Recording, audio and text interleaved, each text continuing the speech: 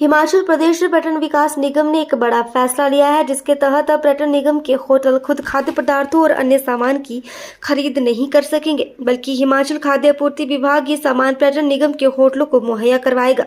Central buying unit के तहत ये खरीदारी की जाएगी। अभी तक होटल के मैनेजर ही ये खरीदारी करते रहे हैं।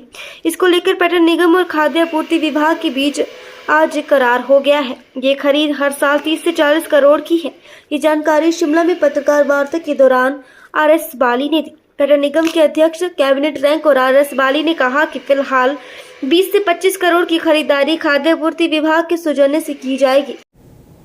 पैसे तो कमा के आने थे, तो HPTDC के एम्प्लॉयज ने एक प्लेज ली कि हम अपने इन्हीं होटलों के साथ टर्नओवर बढ़ाएंगे और इसी से पैसे कमा के एम्प्लॉयज को देंगे, और ये हमने अचीव किया। पिछले 2.5 साल में 41 करोड़ रुपया हमने अपने एम्प्लॉयज को दिया। 41 करोड़ रुपया, जो कि पिछले 5 सालों में जो यही एम्प्लॉयज बेनिफिट के पैसे थे, वो टोटल पिछली सरकार ने 26 करोड़ रुपए दिए। पिछले 5 सालों में पिछली सरकार ने 26 करोड़ रुपए एम्प्लॉयज को दिया।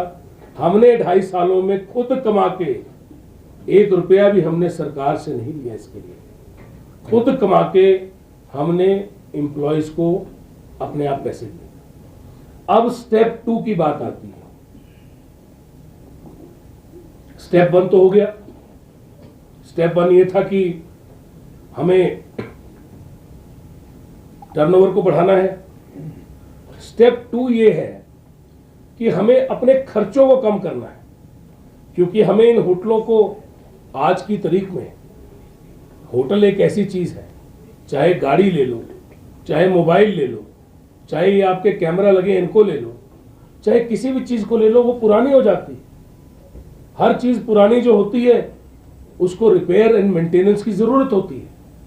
आज की तारीख में हमारे होटल 2.5 साल और पुराने हो गए, और अगर पीछे से मेंटेनेंस से चले तो आप खुद जानते हैं कि हमारे होटलों को मेंटेनेंस की जरूरत है। जब से मैंने ये कुर्सी संभाली, अनेकों बार हमने इस चीज के लिए भी दरख्वास्त की है कि हमें मेंटेनेंस के लिए पैसा दिया जाए। सरकार जो है वो हमको ग्रांट दे सकती है ताकि हम इनको रेनोवेट करें, और इनको रेनोवेट करके हम 100 करोड़ रुपए के आंकड़े को, जो 107 करोड़ हमने इस बार किया है, इसको हम 300 करोड़ 400 करोड़ ले जाए, और ये हम अचीव कर सकते हैं।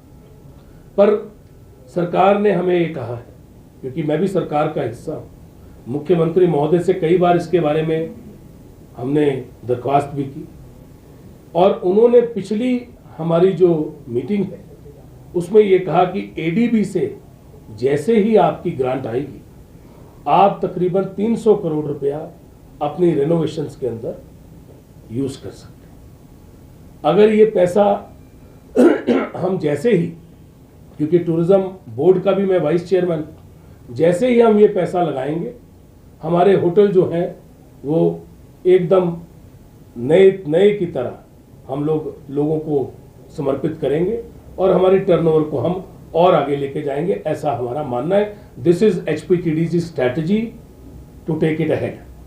बट सेकेंड, जो मैंने आपको भाग बोला कि हमने टर्नओवर को तो बढ़ा दिया, इतिहास में जो कभी अचीव नहीं हुआ था वो अचीव कर लिया, अपने आप किया। 41 करोड़ रुपया भी वापस किया, एम्प्लॉयज को DA भी दिया, एम्प्लॉयज को हर उसकी फैसिलिटी दी, तनख्वाह भी एम्प्लॉयज को 2.5 साल से हम बिल्कुल प्रॉपरली दे रहे हैं, अपने आप कमा के दे रहे हैं, अपने आप HPTDC खुद अपने आप तनख्वाह से लेके एम्प्लॉयज के बेनिफिट से लेके हर चीज खुद कर रही, इन्हीं होटलों के साथ कर रही है जो हमको मिले थे।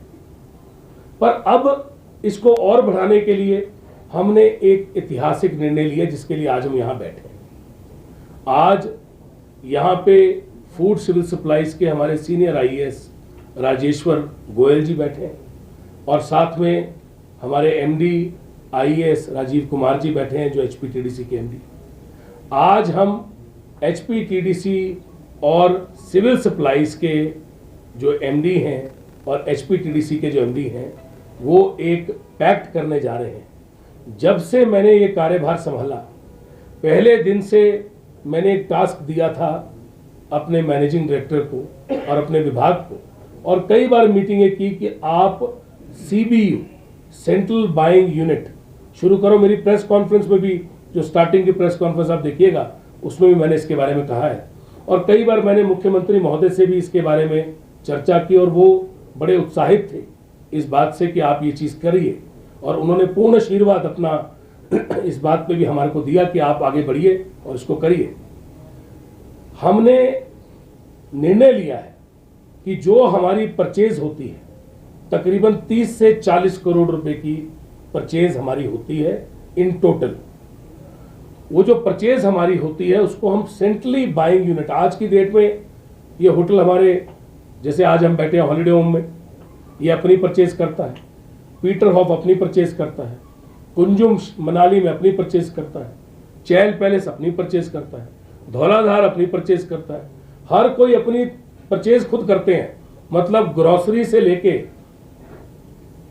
करियाने से लेके, हर चीज की परचेज जो है, चाहे हर चीज जो खरीदी जाती है, तकरीबन 30 से 40 करोड़ रुपए की परचेज जो है सालाना, वो HPTDC के होटल जो है वो खुद करते हैं। हमने इसको सेंट्रली बाइंग यूनिट, मतलब इकट्ठा एक साथ परचेज का निर्णय लिया है, जिससे हमें लगता है, मेरा ये मानना था, ये मैंने जब सोचा और मैंने अपने MD साहब और GM साहब और सारी टीम जो है उनसे डिस्कस किया, तो मैंने इनको एक अपनी तरफ से जो मेरी सोच थी वो इनको बताई, और आज हम उस सोच को आगे ले जाने में कामयाब हुए। हमने निर्णय लिया है कि सिविल सप्लाई कॉरपोरेशन को हम अपनी परचेज का एक मेजर भाग देंगे। टू स्टार्ट विद तकरीबन 25 करोड़ की परचेज, 20 से 25 करोड़ की जो परचेज है वो HPTDC की सिविल सप्लाई कॉरपोरेशन करेगा। और सिविल सप्लाई कॉरपोरेशन ये जो भी परचेज करेंगे, ग्रोसरी की करेंगे, लिनन की करेंगे, टॉयलेटरीज की करेंगे, मतलब जो हमारे पेपर नैपकिन से लेके, टिश्यू पेपर से लेके, साबुन से लेके, हमारा जो सामान आता है, क्योंकि हमारा काम होटल चलाना है, हमारा काम परचेज करना नहीं है, ऐसा मेरा मानना है। मेरा मानना है कि हम अच्छी सर्विस दें, हम अच्छा लोगों को ट्रीट करें, हॉस्पिटैलिटी दें, हम परचेज में ना घुसें। परचेज का काम जो है वो सिविल सप्लाई कॉरपोरेशन ऑलरेडी पूरे प्रदेश के लिए कर रही है। तो हमने इनके साथ बात की, और एक हमने इम्पैक्ट वर्कआउट किया कि तकरीबन कितना इम्पैक्ट आएगा। तो आज की तारीख में जो हमारे को लग रहा है कि एक मेजर इम्पैक्ट आएगा। मैं इम्पैक्ट के बारे में तब कहूँगा जब इम्पैक्ट आ जाएगा। आज की तारीख में तो हम ये पैक्ट कर रहे हैं, और हमने ये सोचा है कि हम एक पायलट करें, बल्कि पायलट तो तब होता है जब सिर्फ थोड़ी देर के लिए हो, पर हमने इनके साथ पैक्ट कर लिया है, हमने इनके साथ अग्रीमेंट कर लिया है। आज ये फाइलें एक्सचेंज होंगी, और साइंड अग्रीमेंट जो है वो दोनों के HPTDC और सिविल सप्लाई कॉरपोरेशन के एक्सचेंज होंगे, और तकरीबन 25 करोड़ रुपए की परचेज सालाना जो हमारी होगी, 20 से 25, और बाद में ये तकरीबन 40 करोड़ की जाएगी। ये तकरीबन जो परचेज है ये सिविल सप्लाई कॉरपोरेशन इसकी शुरुआत कर रहा है। इससे 3-4 सुविधाएं मैं इमीडिएटली देखता हूँ। एक तो जितना ऐतिहासिक प्रेस वार्ता है, और आज की इस प्रेस वार्ता का मुख्य बिंदु ये है कि हमने HPTDC के बारे में, विशेषकर जब से हम पिछले 2.5 साल में, हमारा तकरीबन 2.5 साल का कार्यकाल हुआ है, और इस 2.5 साल में हमने कुछ ऐसी चीज़ें की हैं जिनके बारे में मैं आपको बताना चाहूँगा। सबसे पहले इन 2.5 वर्षों में हमने आज तक की हाईएस्ट टर्नओवर, जब से हिमाचल प्रदेश में ये सरकार आई, और मैंने पिछली प्रेस वार्ता में भी कहा था कि पहले साल में हमने सारे रिकॉर्ड तोड़ते हुए 100 करोड़ का आंकड़ा क्रॉस किया। 78 करोड़ से 78 करोड़ से 109 करोड़ हम टर्नओवर को लेके गए, क्योंकि किसी भी चीज़ को चलाने के लिए आपको अपने बिजनेस को बढ़ाना पड़ता है। और एचपीटीडीसी एक कॉरपोरेशन थी जिसको हमेशा से, बहुत सालों से, बल्कि मैं कहूँगा कई डिकेड से, मतलब सालों सालों से नुकसान झेल रही थी, जिसके आंकड़े मैंने पिछली बार आपको दिए, जो आंकड़े विधानसभा में भी ले हो चुके हैं और हर साल ये फाइनेंशियल ईयर के बाद विधानसभा में ले होते हैं। और पिछली सरकारों ने भी काम किया होगा, सबने ही काम किया है, बल्कि जरूर काम किया है, पर हर किसी का काम करने का अपना ढंग होता है। मैं एचपीटीडीसी के जितने भी, हिमाचल टूरिज्म के एचपीटीडीसी के जितने भी मुलाजिम हैं, जितने भी एम्प्लॉयज़ हैं, उनको शुभकामनाएं और उनको बधाई देता हूं कि उन्होंने पिछले 3 साल से इतिहास बनाया। पिछले 2.5 साल से, मतलब क्योंकि फाइनेंशियल ईयर 31 मार्च को ख़त्म होता है, तो जो पहले साल का फाइनेंशियल ईयर हमको मिला वो हमको तकरीबन 4 महीने काम करने का मौका मिला। पर ये निरंतर जो काम था वो रात दिन मेहनत करके हमने 78 करोड़ के आंकड़े को 109 करोड़ और उसके बाद 105 करोड़ और इस साल 107 करोड़ 107 करोड़ हमने टर्नओवर को अचीव किया। 100 करोड़ का आंकड़ा पिछले किसी भी साल, जब से एचपीटीडीसी बना है, जब से एचपीटीडीसी कॉरपोरेशन बनी, कभी भी 100 करोड़ क्रॉस नहीं हुआ। और 78 करोड़ से इस टर्नओवर को इतना आगे लेके जाना, ये एचपीटीडीसी के एम्प्लॉयज़ ने करके दिखाया। और मैं इसलिए ये कहना चाहता हूँ क्योंकि उन्हीं होटलों के साथ, उन्हीं रेस्टोरेंट्स के साथ जो पिछली सरकार हमारे पास छोड़ के गई, हमने उन्हीं रेस्टोरेंट और उन्हीं होटलों के साथ ये ऐतिहासिक आंकड़े को अचीव किया और इसको मेंटेन किया। ये तब हुआ, इसके बारे में विशेषकर बहुत ज़रूरी है ये बताना कि ये कब हुआ। ये तब हुआ जब प्रदेश के अंदर प्राकृतिक आपदा आई, प्रदेश की सड़कें दुनिया से कट गई, पानी ने अपना रुख बदला, सड़कें टूट गई, पुल टूट गए। और इतनी बड़ी आपदा के बाद अगर सबसे ज़्यादा कुछ हिट होता है तो बाहर के पर्यटक हिमाचल में आने से कतराते हैं। पर उसके बावजूद हमने अपने आंकड़े को 100 करोड़ क्रॉस किया फ्रॉम 78 करोड़। ये बहुत बड़ी बात है। एचपीटीडीसी के एम्प्लॉयज़ का इसमें बहुत बड़ा योगदान रहा। अतिथि देवो भवा जो पीछे बैनर के ऊपर आप पढ़ रहे हैं, यही स्लोगन को पैटर्नाइज करके इसी स्लोगन को अपने दिल में बसा के एचपीटीडीसी के एम्प्लॉयज़ ने काम किया और अतिथियों को अच्छा सत्कार, उनको अच्छी सर्विस मिली। अपने उन्हीं होटलों के साथ जो हमें मिले थे, उन्हीं के साथ हमने बेहतर करने की कोशिश की। एक प्रयास था, जिस प्रयास में कहीं ना कहीं हमने कुछ अचीव करने की कोशिश की। अभी बहुत कुछ और अचीव करना है, पर ये पहला स्टेप था। अब जब आपकी टर्नओवर बढ़ती है तो आपके पास पैसा ज़्यादा आता है। अब इसका हमने क्या किया? हमने इस पैसे को अपने होटलों पे लगाया। हमने अपने एम्प्लॉयज़ को पिछले 2.5 साल में 41 करोड़ रुपया, 41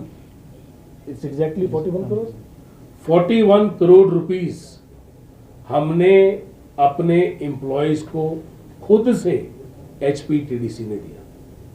ये कौन सा पैसा था?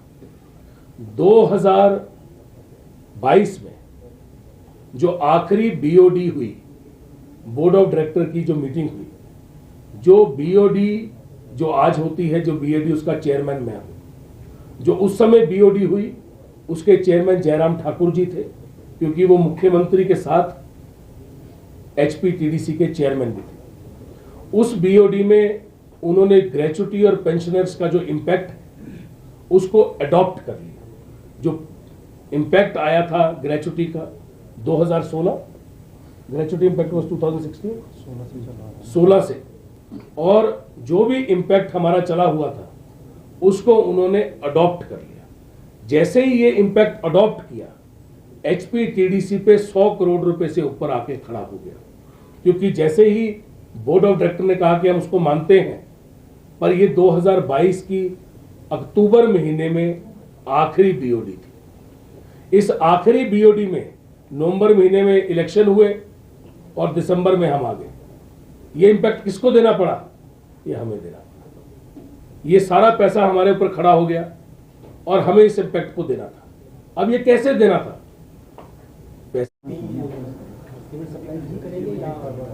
देखिए, अभी वाइल्ड फ्लावर हॉल जो है, वाइल्ड फ्लावर जो है ओबरॉयज के साथ अभी फिलहाल के लिए सरकार ने इसका एक वो किया। हमारे एचपीटीडीसी के पास वाइल्ड फ्लावर है नहीं, एचपीटीडीसी के पास वाइल्ड फ्लावर नहीं है। एचपीटीडीसी के पास किसी समय हुआ करता था, आज वाइल्ड फ्लावर बड़े सालों से ओबरॉय के पास है, और उसके साथ जो भी डील कर रहे हैं वाइल्ड फ्लावर के साथ सरकार कर रही है, उसमें हमारा कोई रोल नहीं है। एचपीटीडीसी या आरएस बाली का वाइल्ड फ्लावर के किसी भी चीज़ में कोई भी रोल नहीं है, ना मैंने पहले दिन से इसमें कोई रोल नहीं रखा। एचपीटीडीसी लेना चाह रही है गवर्नमेंट आपको? अगर हमें देंगे तो हम बिल्कुल चलाना चाहेंगे इसको। अगर एचपीटीडीसी को वाइल्ड फ्लावर देंगे, ये हमारे पास पहले था, अगर हमें देना चाहेंगे हम इसको बहुत बेहतर चलाना चाहेंगे। फ्लैगशिप प्रॉपर्टी है, अगर देंगे तो। पर ये सरकार का अधिकार है, सरकार क्या करना चाहती है। और इसके अलावा तो नहीं है कोई। आप पूछ रहे थे भाई साहब, आप कुछ पूछ रहे थे, आ गया तो इस कोई 5 स्टार होटल नहीं बना सकता? बिल्कुल बना सकता है। देखिए, हमने सरकार के पास कई बार कई चीज़ें रखी। हमने सरकार को माननीय मुख्यमंत्री महोदय को, क्योंकि माननीय मुख्यमंत्री महोदय भी बड़े डिसीजन लेते हैं और बड़े डिसीजन के साथ उनको टूरिज्म की भी एक अच्छा ज्ञान है, हर चीज़ का ज्ञान है। माननीय मुख्यमंत्री महोदय पूरा प्रदेश चला रहे हैं, पर टूरिज्म के अंदर वो रुचि रखते हैं स्पेशल।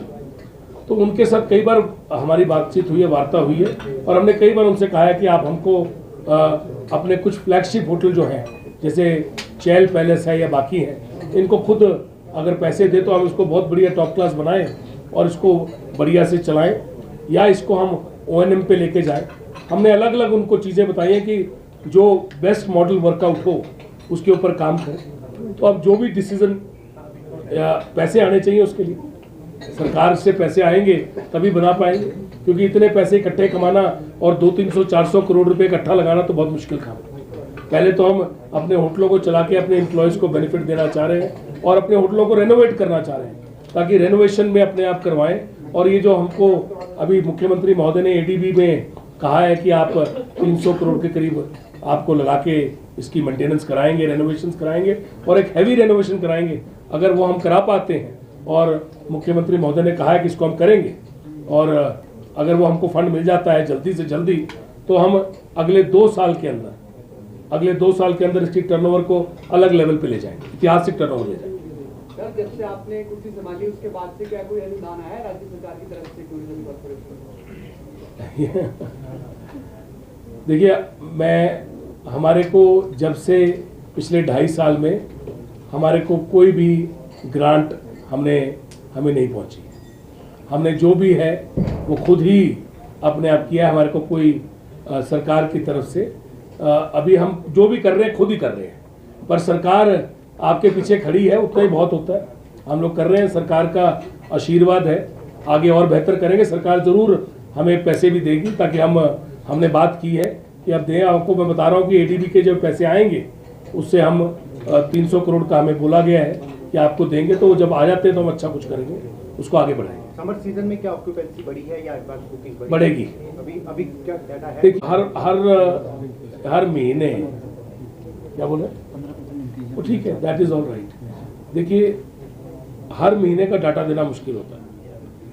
हर महीने के अंदर ऑक्यूपेंसी वेरीज, बट ये ऑक्यूपेंसी बढ़ेगी।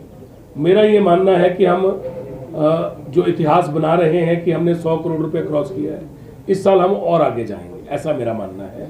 ऑक्यूपेंसी 10-15%, अराउंड 15% के करीब बढ़ी है, to be very precise to your question. माली साहब, कांगड़ा को टूरिज्म कैपिटल अब एक और सीजन जो है वो दोबारा से आ गया है। कहाँ तक ये काम पहुंचा? और ये भी कहा जा रहा था सरकार की तरफ से कि बहुत से ऐसे अनछुए जो स्टेशंस हैं जिनको डेवलप करे जाने की जरूरत है, उनके ऊपर क्या काम चल रहा है? देखिए, कांगड़ा को टूरिज्म कैपिटल बनाने के लिए सबसे पहले मुख्यमंत्री महोदय ने इस चीज़ का ऐतिहासिक ऐलान किया और माननीय मुख्यमंत्री महोदय ने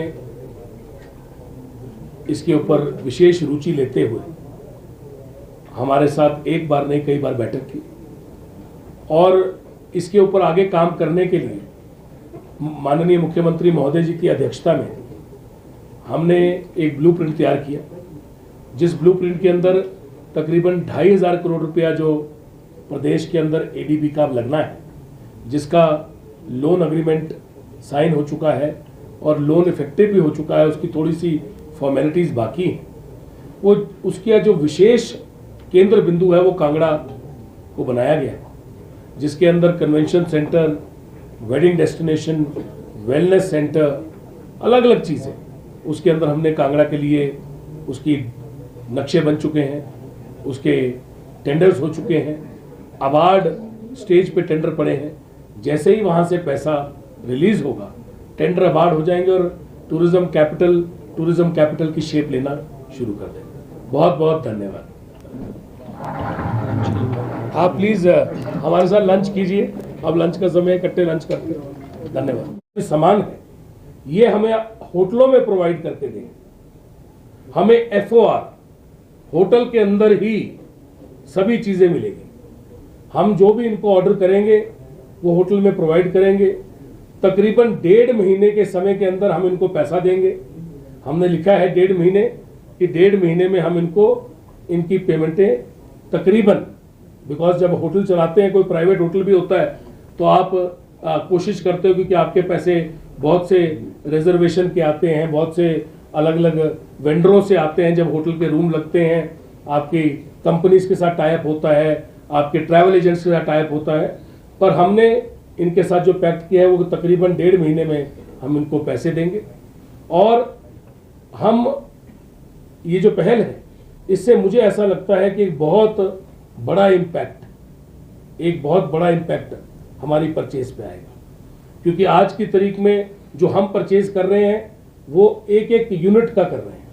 जब 1 यूनिट का परचेज होगा और 10 किलो, 20 किलो, 50 किलो, 100 किलो दाल खरीदी जाएगी या चावल खरीदे जाएंगे और यहाँ पे क्विंटलों के हिसाब से इकट्ठे खरीदे जाएंगे, तो उसका बहुत बड़ा इम्पैक्ट आता है। हम उसको इवैल्यूएट कर रहे हैं। एक आंकड़ा इन्होंने हमें एक दिया है, जिसके आंकड़े के तहत भी हम करोड़ों रुपए बचाएंगे। अब देखते हैं कि हम किस तरफ को जाएंगे। 3 महीने बाद हम तकरीबन आपको बता पाएंगे कि हमने इससे क्या सेव किया, और आपके बीच में हम 3 महीने बाद, मैक्सिमम 4 महीने के अंदर हम आपके पास आएंगे और आपको बता पाएंगे कि हमने क्या सेव किया, क्योंकि हमने टर्नओवर हाईएस्ट कर दी है। अगर हम अपने खर्चे भी कम कर दें तो और पैसे की वृद्धि होगी, और ये पैसा जो है ये HPTDC के होटल्स पे लगेगा, एम्प्लॉयज़ के वेलफेयर पे जाएगा। तो एक बड़ी पहल है। सारा सामान ये हमें FOR देंगे, टाइम बाउंड हमें ये सामान देंगे, अच्छी क्वालिटी का सामान देंगे। हमने इनसे अपनी ग्रेडिंग A ग्रेड और जो बेस्ट क्वालिटी का मटेरियल है, चाहे वो हर चीज़ है, चाहे वो ग्रॉसरी है, चाहे वो हमारे टॉयलेटरीज हैं, चाहे वो बाकी चीज़ें हैं, हमने हर चीज़ की इनको स्पेसिफिकेशन दे दी है और ये एक नई चीज़ हम शुरुआत करने जा रहे हैं। आप सबका बहुत बहुत धन्यवाद। ऐतिहासिक शुरुआत है। आप लोगों का अपार आशीर्वाद, प्रेस के बंधुओं का भी अपार आशीर्वाद मुझे मिला है, क्योंकि मैंने हमेशा सच्चाई रखी है और हमेशा कुछ नया करने की कोशिश की है। ये पहले दिन से मैंने इनको पहली मीटिंग में बुलाया। थोड़ा समय लगा, क्योंकि कोई सरकारी काम होता है उसको इतने बड़ा ट्रांसफॉर्मेशन है, ये एक रेवोल्यूशन है, ये अपने आप में बहुत बड़ी बात है, क्योंकि आज तक कभी नहीं हुआ। आप कुछ नया कर रहे हो, आप ऐसा कुछ कर रहे हो जो कभी हुआ ही नहीं है। सारी परचेज जो है वो होटलों के द्वारा की जाती है, मैनेजर्स करते हैं। आप सारी परचेज इकट्ठी ले रहे हो और अपने आप नहीं कर रहे, आप किसी और कॉरपोरेशन को दे रहे हो। तो किसी और कॉरपोरेशन को जब आप कोई परचेज अपनी दे रहे हो जो आप खुद करते हो, तो इसके बारे में बहुत कुछ इंटरनल भी रहता है। इस चीज़ को अचीव करना कोई छोटी बात नहीं है, लंबा समय लगा, क्योंकि पहले दिन से मैं इसके पीछे लगा था कि हमें अपनी परचेज को बाहर निकालना है। हमारा काम परचेज करना नहीं है, हमारा काम अच्छी सर्विस देना है। हम ऑर्डर आगे दें, हमारे लिए वो परचेज करें, ये इनका काम है। सिविल सप्लाई कॉर्पोरेशन कैसे, ऐसा मेरा मानना है। अभी पता चलेगा 4 महीने बाद इसका जब रिजल्ट आएगा। पर आज की तारीख में अगर हम कुछ करेंगे ही नहीं, पायलट ही नहीं करेंगे, तो हमें पता कैसे चलेगा। हमने हाईएस्ट टर्नओवर तब की जब हमने सबसे बात की, बार बार उनसे कहा कि इसको हाईएस्ट करना पड़ेगा अगर हमको चलना है, क्योंकि हमारे को अगर अपने खर्चे खुद निकालने हैं, हमें अपने एम्प्लॉयज़ के बेनिफिट भी खुद निकालने हैं, 41 करोड़ रुपए एम्प्लॉयज़ को भी देना है, तो कैसे चलेंगे। जब पिछली बार वो इतना बड़ा बवंडर हुआ, जब बोला गया कि भाई HPTDC के होटलों के ऊपर संकट आ गया है, तब भी मैंने आपको ये कहा था कि भाई जितने पैसे हमने दिए हैं उतने पैसे तो कभी हुए ही नहीं, आज तक इतिहास में नहीं दिए गए। ये एक्चुअल था, क्योंकि हमारे ऊपर इम्पैक्ट एकदम आया 100 करोड़ से ऊपर का, तो एक साथ 100 करोड़ रुपए निकालना तो बहुत मुश्किल था।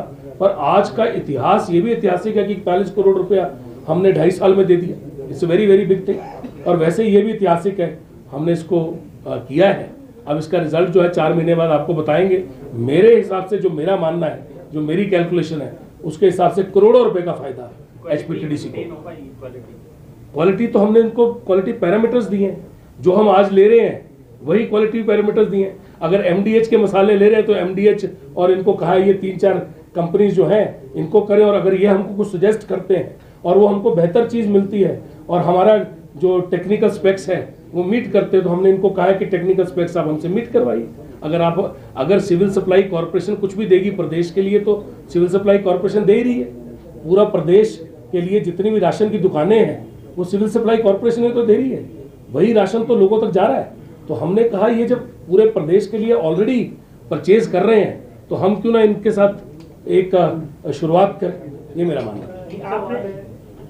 सब्जियां स्पेशली पनीर की खरीद होती है, क्या वो भी सिविल सप्लाई करेगा? आ गया मैं आपके पास, क्योंकि विवाद में रहा है पनीर खरीद जो है HPTDC का, वो विवाद में भी रहा है। देखिए पनीर जो है ना, देखिए पेरिशेबल और नॉन पेरिशेबल, इसके ऊपर आपको रखना पड़ेगा। देखिए ये मेरी सोच है। मेरी कल गोयल साहब से बात हुई, और क्योंकि गोयल साहब इज़ ए वेरी जब से ये आए इन्होंने भी ऐतिहासिक चीज़ें सिविल सप्लाई के लिए की हैं, और सिविल सप्लाई को ये अलग लेवल तक ले गए हैं। Civil supply has achieved another level. और मैं इनको तब से जानता हूँ जब ये टेक्निकल एजुकेशन में थे, और टेक्निकल एजुकेशन में इन्होंने उस टाइम पे विकास पुरुष श्री GS बाली जी टेक्निकल एजुकेशन मिनिस्टर थे, उनके पास और भी विभाग थे पर ये भी था। तो उस समय पे ऐतिहासिक ITIs बनी थी। जितनी ITIs उस समय बनी, they made 56 ITIs, 56 ITIs, can you imagine.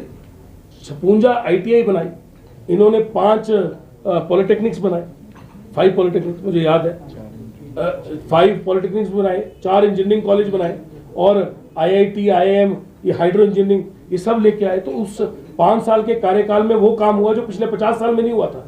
और अभी सिविल सप्लाई में भी ऐसा ही कर रहे थे, और मैं इनको जितने भी ब्यूरोक्रेट्स काम कर रहे हैं उनको आप ऑब्जर्व कर रहे होते, तो मुझे लगता है कि इसमें ये कुछ बहुत बेहतर हमारे लिए कर पाएंगे।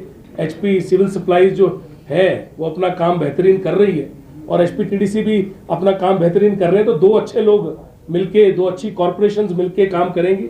अलग अलग कॉर्पोरेशंस हैं, अपना अपना काम कर रही हैं, तो परचेज का काम हम इनको देने। मुझे जवाब नहीं मिला। आप बताइए क्या पूछना है? जो नॉन पेरिशेबल है क्या वो भी कॉर्पोरेशन? हाँ बिल्कुल। तो मैं आपको बता रहा था, माफ़ी दीजिएगा, ये जो नॉन पेरिशेबल है, जैसे आप पेरिशेबल एंड नॉन पेरिशेबल में जो आप डेयरी प्रोडक्ट्स की बात कर रहे हैं, क्रीम है, दूध है, दही है, पनीर है, इसके ऊपर हम सेकंड चरण में, मैंने इनको कहा है कि इन्होंने मेरे से 15-20 दिन का समय मांगा है। इन्होंने ऑलरेडी बात शुरू की है अमूल के साथ, वेरका के साथ, सुपर के साथ, और 5-6 और कंपनीज हैं जो ये क्रीम, दूध सारा कुछ देती हैं, चीज़ वगैरह। तो ये अब बात करके जो बेस्ट रेट देगा हमें, जो इनको बेस्ट रेट देगा और हमें बेस्ट पड़ेगा, ये सारी क्वालिटी पैरामीटर्स, मदर डेयरी हो गया, अमूल हो गया, ब्रिटानिया हो गया, ये क्वालिटी पैरामीटर्स सारे मीट करते हैं, देश की सबसे बड़ी कंपनीज हैं।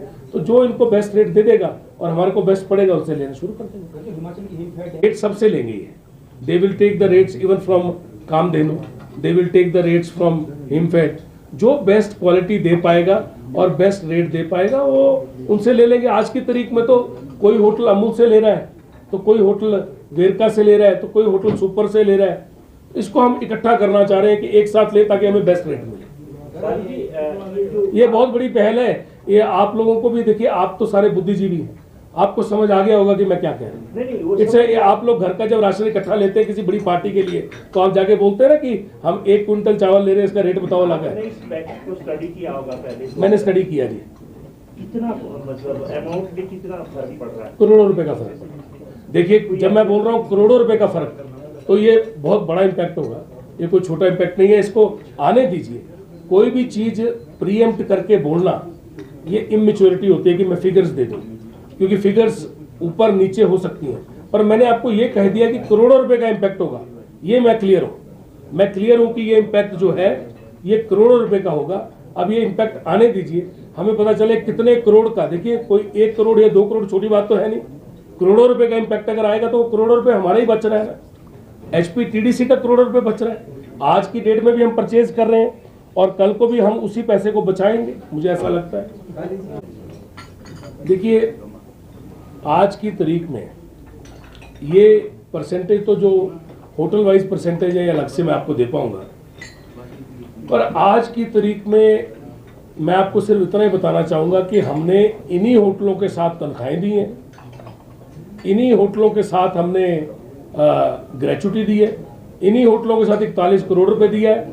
हमने अपने आप HPTDC के जो एम्प्लॉयज़ आपके सामने काम कर रहे हैं, इन्होंने खुद रात दिन मेहनत करके, चलो मैं तो इस चेयर पे बैठा हूँ थोड़े समय के लिए, ये कार्यभार मुझे मिला है और मेरी यही अपने से भी यही आशा है कि मैं कुछ करके अच्छा बेहतर करके आगे जाऊँ। We are only here for some time, पर अपने आप ही हम पैसा दे रहे हैं। तो जो हम होटल का, कई होटल नुकसान में होते हैं, कई होटल मुनाफे में होते हैं, और ओवरऑल इम्पैक्ट के अंदर हम लोग सारे पैसे, सारे खर्चे दे रहे हैं।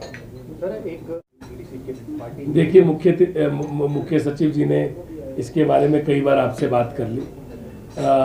बिल आ गया। मैं आपको एक चीज़ बताता हूँ, आप इसको थोड़ा सा अलग तरह से, इस बात को थोड़ा अलग तरह से बता दूँ। देखिए, इसके बारे में क्या मानना है सबका, वो हर किसी की अपनी राय होगी, आपकी अपनी होगी, इनकी अपनी होगी। मेरा ये मानना है कि गवर्नमेंट के जो भी बिल हैं वो कुछ जल्दी आते हैं, कुछ देर बाद आते हैं। Corporation is also another part of a government. हम ये बोलें कि आज इसका बिल आ गया, कल को आप में से कोई हो, और ये हमारा अपना निजी कॉरपोरेशन का अपना अकाउंट है। हमारे जितने भी लोग यहाँ पे रहते हैं, हम उनका किसका बिल आया है, किसका नहीं आया है, इसको, बिकॉज गवर्नमेंट का है बिल, अगर किसी का 2 दिन लेट हो, किसी का 2 दिन पहले हो, मैं उसको इज्जत देना चाहूँगा। इशू ये है कि वो CST ही पे करेंगे या पेमेंट कर दिए। अगर आया है तो देखिए, मेरी बात सुनिए, मैं आपको एक चीज़ बताऊं, अब आप इसको, मैंने सुन लिया। नहीं, ये ऐड कर रहा हूँ, इसमें हाई कोर्ट ने कहा था कि जो बुकिंग होगा, जो भी खर्चा, उसका कुछ पैसा पहले ले लिया, तो यहाँ वायलेशन ही है हाई कोर्ट की जो गाइडलाइन। आपको मैं थोड़ा सा इसके बारे में बताऊं। पहली बात तो एडवांस ही लेना पड़ता है, आप पूरा पैसा नहीं ले सकते, पूरा बिल बाद में आता है। और जो कोर्ट ने बोला था वो हमारे को प्राइवेट कंपनीज या प्राइवेट लोगों के लिए कहा था, सरकार के लिए नहीं कहा। दूसरी बात ये है कि देखिए, हम कॉरपोरेशन है HPTDC की, हमारा काम है कि हमारे पास किसी ने कोई हमारा प्रेमिसेस यूज़ किया, प्रेमिसेस में खाना खाया, प्रेमिसेस में आके वो एंजॉय करें, खाना खाएं, रहें, बच्चों को लेके आए, फैमिली को लेके आए। तभी तो बार बार आपको बोला अतिथि देवो भव। हमारा काम ये नहीं कि बिल कहाँ से आएगा, हमारे को बिल आने से मतलब है। पैसा हमें आए, हमारी कॉरपोरेशन आगे काम करे, कहाँ से बिल देंगे वो सरकार एक डिपार्टमेंट से दे या दूसरे से दे, वो सरकार का काम है। हमें अपने पैसे से कॉरपोरेशन को मतलब है, कॉरपोरेशन के पास बिल आ जाएगा या कॉरपोरेशन के पास पैसे आ जाएंगे तो बस जिसके पैसे जब आ जाएंगे तो उसका आपको ये जो हमारा जो बजट इसका साल का जो वो आता है फाइनेंशियल स्टेटमेंट उसमें रिफ्लेक्ट कर लेगा, खत्म बात। प्राइवेट पार्टी नहीं थी, वो सरकारी पार्टी से क्या हुआ? देखिए मैं आपको एक बात बताऊं, इस बात की आपका कोई मान लिया कोई बैंक है या कोई इंश्योरेंस कंपनी है या कोई कॉरपोरेट है या कोई सरकार है या मतलब सरकार के डिपार्टमेंट्स हैं, अलग अलग डिपार्टमेंट्स की पार्टी बुक होती है, डिपार्टमेंट ने पार्टी की। अब डिपार्टमेंट अगर कोई पार्टी करता है वो प्राइवेट पार्टी होती है, सरकारी पार्टी डिपार्टमेंट ने बुक की। हमारे पास जो बुकिंग आई आपको बता दिया गया है, आपको बता दिया गया कहाँ से बुकिंग आई, आपको बता दिया गया, सारे पेपर आ गए। This is a question which I would like to only answer this much, इससे ऊपर मैं नहीं आंसर करना चाहूँगा। सर जब भी जो परचेज आपने कही, ये सारी परचेज की बात कर रहे हैं, मैं सारे सवाल आप ही को जवाब देता हूँ, बताइए प्लीज बताइए, आप प्लीज बताइए, प्लीज इनको एक आखिरी प्रश्न, हाँ प्लीज पूछिए सर। इस परचेज में वाइट फ्लावर हाउस भी देश के नागरिक हैं और जो दो लोग फॉरेन नागरिक नेपाली और यूएई के दो नागरिक जिनको 26 नागरिकों को एक निर्मम हत्या की गई और उग्रवादियों ने, आतंकवादियों ने हमारे भोले भाले नागरिकों के ऊपर गोलियां मार के उनकी हत्या कर दी। हमारी संवेदना, हिमाचल प्रदेश की संवेदना और देवभूमि से मैं पूरे देश को कहीं ना कहीं, क्योंकि देश इस घटना की कहीं ना कहीं निंदा करता है और मुझे पता है कि पूरा देश इसमें एकजुट होकर इकट्ठा खड़ा है और जो भी निर्णय देश की सरकार, भारत की सरकार लेगी उसके साथ देश खड़ा रहेगा इस आतंकवाद, इस उग्रवाद के खिलाफ, ताकि कड़े से कड़ा निर्णय इनके खिलाफ लिया जाए, ताकि आगे जाके ऐसे हादसों से कोई भी करने से पहले एक सोच रखें कि उनको अपने आप भी ऐसी चीज़ों के साथ झेलना पड़े। बहुत ही दुख की घटना है, देश को इस घटना ने हिला दिया और मैं यहाँ से बैठ के उन सभी परिवारों को, जितने भी लोग हैं जिन्होंने अपने परिवार के सदस्य खोए, उनको संवेदना देता हूँ अपनी ओर से, अपने परिवार की ओर से, HPTDC की ओर से, हिमाचल टूरिज्म की ओर से और पूरी हिमाचल सरकार की ओर से और हिमाचल के एक एक नागरिक की ओर से, क्योंकि हिमाचल हमेशा देश के साथ खड़ा रहा है और आज इस घड़ी में भी हम देश के साथ, हर एक नागरिक के साथ खड़े होते हैं। आज की इस प्रेस वार्ता में